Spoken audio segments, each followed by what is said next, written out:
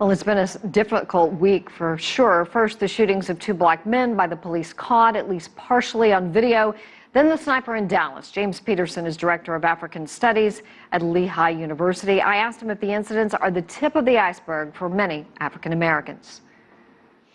You know, actually, the tip of the iceberg is an apt metaphor here when you think about the fact that the large mass of an iceberg is actually beneath the surface. And so the large mass of institutional racism and the challenges around race in this country really still is beneath the surface. I mean, obviously, the media covers these sensational events very directly and very spectacularly when they occur. But in terms of the long-term sustained effort to address issues around race, to think critically about how you root out institutional racism, to think seriously about how we repair the relationship between law enforcement and the communities that they're charged with serving and protecting, we're not as good in that long-term sustained effort, either in the media or as a society in terms of our conversation and our work in terms of changing policies. What actually went through your mind when you heard the Dallas sniper was out and wanted to kill white people, especially police officers?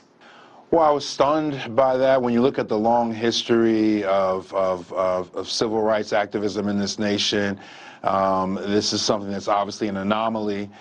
We should reiterate here, though, that this person is not connected at all to the Black Lives Matter movement. He's just seized the moment. And I think as I've had more time to think about it, what I'm realizing is that the sort of public climate in the United States, the kind of political rhetoric and the public discourse and the negativity and the hate that's in our public arena, I think creates a certain kind of context for extremists to take advantage of our society and our communities when they're most vulnerable. And we've seen that in several instances over the last couple of years, and I think that this awful, tragic shooting of law enforcement in Dallas is one such instance of that.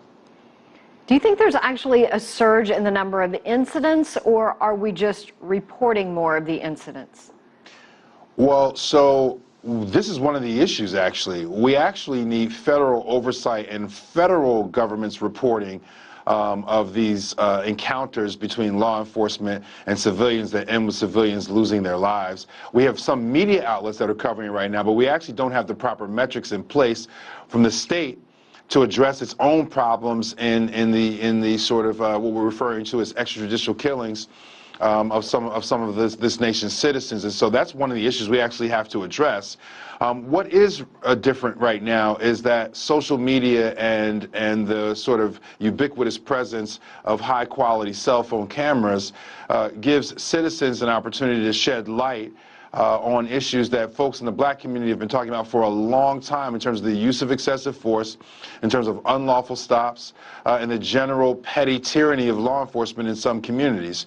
And so I think social media and cell phone cameras have exposed more of it, but because we haven't done a good job of counting these things from the beginning, and we don't have state metrics to do so, it's hard to do some of those comparative analyses that would be useful in this particular moment. What do you say to the families of the police officers and the families of African Americans?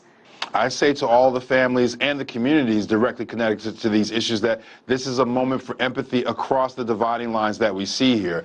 You know, we've got to understand that the families of everyone who was lost over this last week, they all feel the same way in that loss. So empathy is what's required here, and that's the message that I would speak to the families and the communities directly involved in this awful few days that we've just gotten through here.